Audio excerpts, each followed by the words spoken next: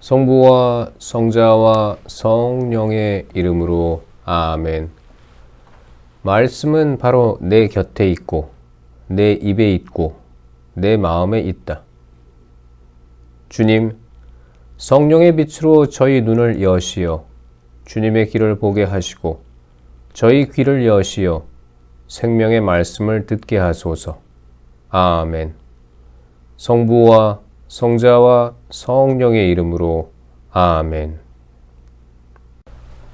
안식일에 손이 오그라든 사람을 고치시다. 예수님께서 다시 회당에 들어가셨는데 그곳에 한쪽 손이 오그라든 사람이 있었다. 사람들은 예수님을 고발하려고 그분께서 안식일에 그 사람을 고쳐주시는지 지켜보고 있었다. 예수님께서 손이 오그라든 사람에게 일어나 가운데로 나와라 하시고 그들에게 말씀하셨다. 안식일에 좋은 일을 하는 것이 합당하냐? 남을 해치는 일을 하는 것이 합당하냐? 목숨을 구하는 것이 합당하냐? 죽이는 것이 합당하냐? 그러나 그들은 입을 열지 않았다. 그분께서는 노기를 띠시고 그들을 둘러보셨다. 그리고 그들의 마음이 완고한 것을 몹시 슬퍼하시면서 그 사람에게 손을 뻗어라 하고 말씀하셨다. 그가 손을 뻗자 그 손이 다시 성하여졌다. 바리사이들은 나가서 곧바로 헤로데 당원들과 더불어 예수님을 어떻게 없앨까 모의를 하였다. 군중이 호숫가로 모여들다. 예수님께서 제자들과 함께 호숫가로 물러가셨다. 그러자 갈릴레아에서 큰 무리가 따라왔다. 또 유다와 예루살렘, 이두메아와 요르단 건너편, 그리고 티로와 시돈 근처에서도 그분께서 하시는 일을 전해 듣고 큰 무리가 그분께 몰려왔다. 예수님께서는 군중이 당신을 밀쳐대는 일이 일어나지 않게 하시려고 당신께서 타실 거룻배 한 척을 마련하라고 제자들에게 이르셨다. 그분께서 많은 사람의 병을 고쳐주셨으므로 병고에 시달리는 이들은 누구나 그분에게 손을 대려고 밀려들었기 때문이다. 또 더러운 영들은 그분을 보기만 하면 그 앞에 엎드려 당신은 하느님의 아드님이십니다 하고 소리 질렀다. 그러나 예수님께서는 그들에게 당신을 사람들에게 알리지 말라고 엄하게 이르곤 하셨다. 12 사도를 뽑으시다. 예수님께서 산에 올라가신 다음 당신께서 원하시는 이들을 가까이 부르시니 그들이 그분께 나아왔다. 그분께서는 12를 세우시고 그들을 사도라 이름하셨다. 그들을 당신과 함께 지내게 하시고 그들을 파견하시어 복음을 선포하게 하시며 마귀들을 쫓아내는 권한을 가지게 하시려는 것이었다. 이렇게 예수님께서 12를 세우셨는데 그들은 베드로라는 이름을 붙여주신 시몬, 천둥의 아들들이라는 뜻으로 보아네르게스라는 이름을 붙여주신 제베데오의 아들 야고보와 그의 동생 요한, 그리고 안드레아, 필립보, 바르톨로메오, 마테오, 토마스, 알페오의 아들 야고보, 타데오, 열혈당원 시몬, 또 예수님을 팔아넘긴 유다 이스카리옷이다. 예수님과 베엘제불. 예수님께서 집으로 가셨다. 그러자 군중이 다시 모여들어 예수님의 일행은 음식을 들 수조차 없었다. 그런데 예수님의 친척들이 소문을 듣고 그분을 붙잡으러 나섰다. 그들은 예수님께서 미쳤다고 생각하였던 것이다. 한편 예루살렘에서 내려온 율법학자들이 그는 베엘제불이 들렸다고도 하고 그는 마귀 우두머리의 힘을 빌려 마귀들을 쫓아낸다고도 하였다. 그래서 예수님께서는 그들을 부르셔서 비유를 들어 말씀하셨다. 어떻게 사탄이 사탄을 쫓아낼 수 있느냐? 한 나라가 갈라서면 그 나라는 버티어내지 못한다. 한 집안이 갈라서면 그 집안은 버티어내지 못할 것이다. 사탄도 자신을 거슬러 일어나 갈라서면 버티어내지 못하고 끝장이 난다. 먼저 힘센 자를 묶어놓지 않고서는 아무도 그 힘센 자의 집에 들어가 재물을 털 수 없다. 묶어놓은 뒤에야 그 집을 털 수 있다. 내가 진실로 너희에게 말한다. 사람들이 짓는 모든 죄와 그들이 신성을 모독하는 어떠한 말도 용서받을 것이다. 그러나 성령을 모독하는 자는 영원히 용서를 받지 못하고 영원한 죄에 매이게 된다. 이 말씀을 하신 것은 사람들이 그는 더러운 영이 들렸다고 말하였기 때문이다. 예수님의 참 가족. 그때에 예수님의 어머니와 형제들이 왔다. 그들은 밖에 서서 사람을 보내어 예수님을 불렀다. 그분 둘레에는 군중이 앉아 있었는데 사람들이 예수님께 보십시오. 스승님의 어머님과 형제들과 누이들이 밖에서 스승님을 찾고 계십니다 하고 말하였다.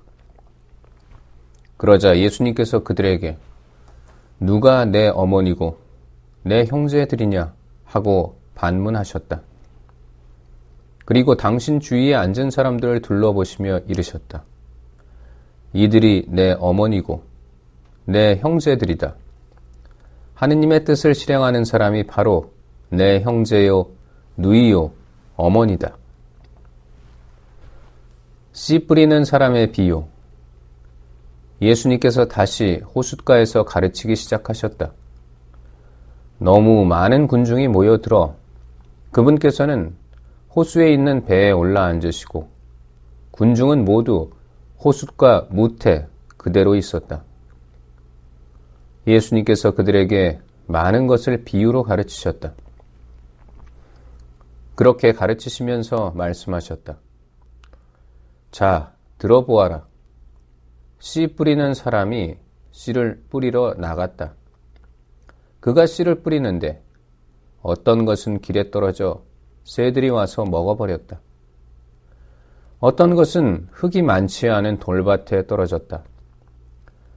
흙이 깊지 않아 싹은 곧 돋아났지만 해가 솟아오르자 타고 말았다. 뿌리가 없어서 말라버린 것이다.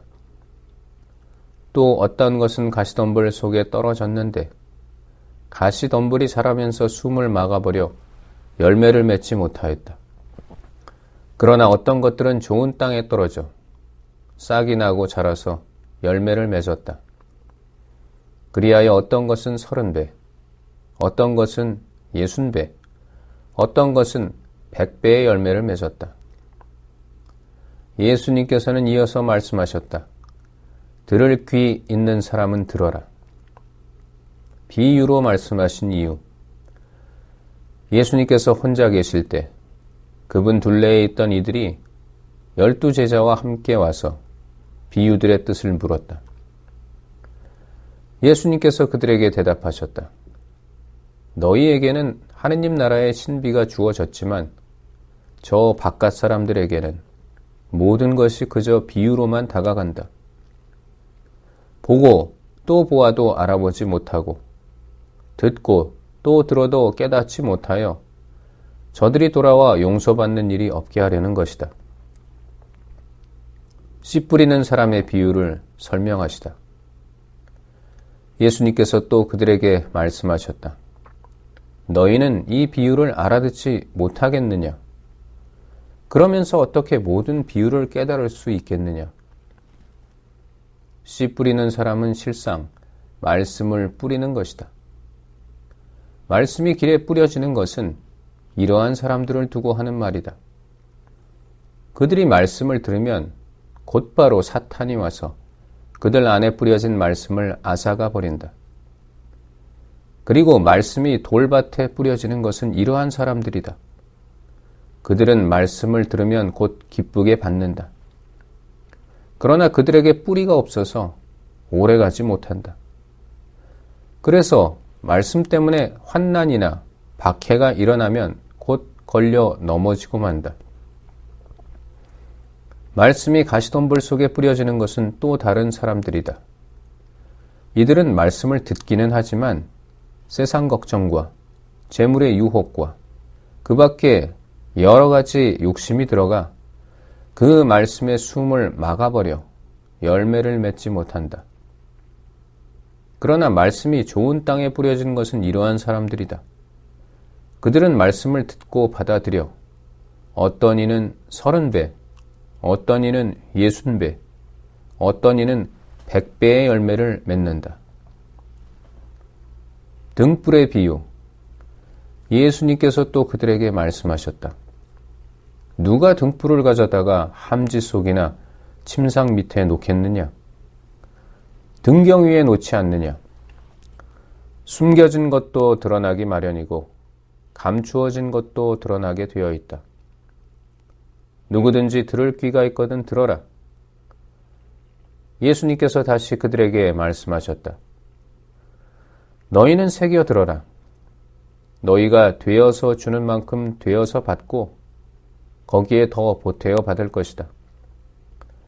정녕 가진 자는 더 받고 가진 것 없는 자는 가진 것마저 빼앗길 것이다. 저절로 자라는 씨앗의 비유. 예수님께서 또 말씀하셨다. 하느님의 나라는 이와 같다. 어떤 사람이 땅에 씨를 뿌려 놓으면 밤에 자고 낮에 일어나고 하는 사이에 씨는 싹이 터서 자라는데 그 사람은 어떻게 그리 되는지 모른다.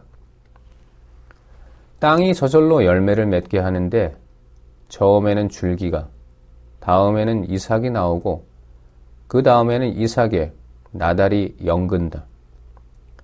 곡식이 익으면 그 사람은 곧 낫을 댄다. 수확대가 되었기 때문이다. 겨자씨의 비유. 예수님께서 다시 말씀하셨다. 하느님의 나라를 무엇에 비길까? 무슨 비유로 그것을 나타낼까? 하느님의 나라는 겨자씨와 같다.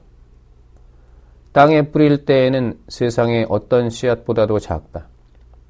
그러나 땅에 뿌려지면 자라나서 어떤 풀보다도 커지고 큰 가지들을 뻗어 하늘의 새들이 그 그늘에 깃들일 수 있게 된다.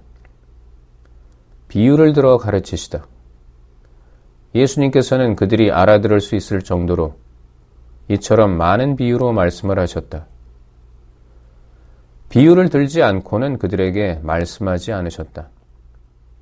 그러나 당신의 제자들에게는 따로 모든 것을 풀이해 주셨다. 풍랑을 가라앉히시다. 그날 저녁이 되자 예수님께서 제자들에게 호수 저쪽으로 건너가자 하고 말씀하셨다. 그래서 그들이 군중을 남겨둔 채 배에 타고 계신 예수님을 그대로 모시고 갔는데 다른 배들도 그분을 뒤따랐다. 그때 거센 돌풍이 일어 물결이 배 안으로 들이쳐서 물이 배에 거의 가득 차게 되었다. 그런데도 예수님께서는 고물에서 베개를 베고 주무시고 계셨다. 제자들이 예수님을 깨우며 스승님, 저희가 죽게 되었는데도 걱정되지 않으십니까? 하고 말하였다. 그러자 예수님께서 깨어나시어 바람을 꾸짖으시고 호수더러 잠잠해져라, 조용히 하여라 하시니 바람이 멎고 아주 고요해졌다. 예수님께서는 그들에게 왜 겁을 내느냐? 아직도 믿음이 없느냐 하고 말씀하셨다. 그들은 큰 두려움에 사로잡혀 서로 말하였다. 도대체 이분이 누구시기에 바람과 호수까지 복종하는가? 성부와 성자와 성령의 이름으로 아멘. 말씀은 내 발의 등불이요 나의 길에 빛이옵니다. 주님, 저희가 성경을 생명의 말씀으로 믿고 기도하며 살고 선포하게 하시어 언제나 성령 안에서 평화와 기쁨을 누리게 하소서. 아멘. 성부와 성자와 성령의 이름으로 아멘.